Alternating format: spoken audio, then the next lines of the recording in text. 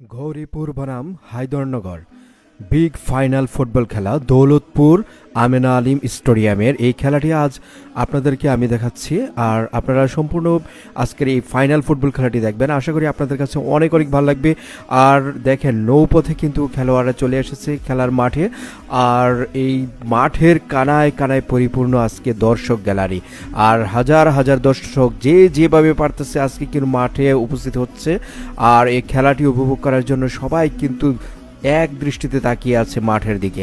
কালো জার্সিতে থাকতেছে গৌরীপুর ফুটবল একাডেমি একাদশ, আর হলুদ সাদা জার্সিতে আমরা দেখতে পারতেছি হায়দরনগর ফুটবল একাদশ। খেলা শুরু হয়ে গেল, আর খুব সুন্দর একটি খেলা উপহার দিতে যাচ্ছে আমাদের সবাইকে। দুটি জেলা ও দুটি উপজেলার আজকের এই খেলা আজকে চলতেছে দৌলতপুর আমেনা আলিম স্টেডিয়ামে। কুমিল্লার উত্তর হোমনা উপজেলার দুলালপুর ইউনিয়নের দৌলতপুর গ্রামে এই সুন্দর এই স্টেডিয়ামে আজকের এই খেলাটি দুটি দল খেলতেছে। একটি হলো হায়দরনগর বাঞ্ছারামপুর উপজেলা ব্রাহ্মণবাড়িয়ার, আরেকটি দল হচ্ছে গৌরীপুর ফুটবল একাডেমি দাউদকান্দি কুমিল্লা। আজকের এই খেলার মধ্যে ফরেন প্লেয়ার আছে সবচেয়ে বেশি ব্রাহ্মণবাড়িয়ার বাঞ্ছারামপুর উপজেলার হায়দরনগর টিমে, আর হলো আমাদের দেশীয় যে খেলোয়াড়রা আছে সব কিন্তু এই গৌরীপুর টিমের মধ্যে আমরা দেখতে পারতেছি। এই কালো জার্সিতে প্রত্যেকটা ছেলেই কিন্তু আমাদের এই বাঙালি। আর বাঞ্ছারামপুরের হায়দরনগর টিমের যে খেলোয়াড় আছে তারা কিন্তু আফ্রিকান, নাইজেরিয়ান, আর কিছু সংখ্যক আছে আমাদের দেশীয় ছেলেরা। আর সবচেয়ে ভালো লেগেছে আমার কাছে গৌরীপুর টিমের প্রত্যেকটা ছেলেই আমাদের দেশি ছেলে।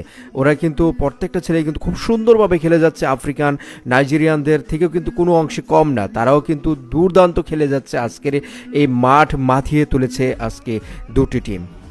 আর চোখ জোড়ানো গ্রামীণ এই দৃশ্যের মাঝে আজকের এই খেলাটি হচ্ছে অসাধারণ লাগতেছিল। এই আজকের আমেনা আলিম স্টেডিয়াম তিতাস নদীর তীরের এই মনোরম পরিবেশে এই খেলাটি হচ্ছে, আর একদম তিতাস নদীর পাশেই কিন্তু এই স্টেডিয়ামটি আর এই গ্রামটি।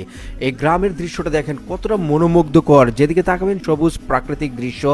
এই দৌলতপুর মিঠাইবাঙ্গা এই পঞ্চগ্রামের দৃশ্যগুলো যেদিকে তাকাবেন শুধু সবুজ প্রাকৃতিক দৃশ্য ছাড়া আর কিছুই চোখে পড়বে না। আর এই জন্য ঠিক একটি টুকরো ঝাড়নাতের মতো মনে হচ্ছে, চতুর্দিকে পানি, আর পানির মাঝখানে এই ছোট ছোট গ্রামগুলো দেখা যাচ্ছে। কত সুন্দর বর্ষা মৌসুমের দৃশ্যগুলো কিন্তু অসাধারণ লাগে। আর এই স্টেডিয়ামের দৃশ্যটা তো অসাধারণ, এই প্রাকৃতিক সমৃদ্ধ এই গ্রামের মাঝে। আর হাজার হাজার দর্শক যে যেখান থেকে পারতেছে আজকের এই ফাইনাল ফুটবল খেলাটি দেখতেছে। আপনারা দেখেন কেউ ছাদের উপরে, কেউ চালের উপরে।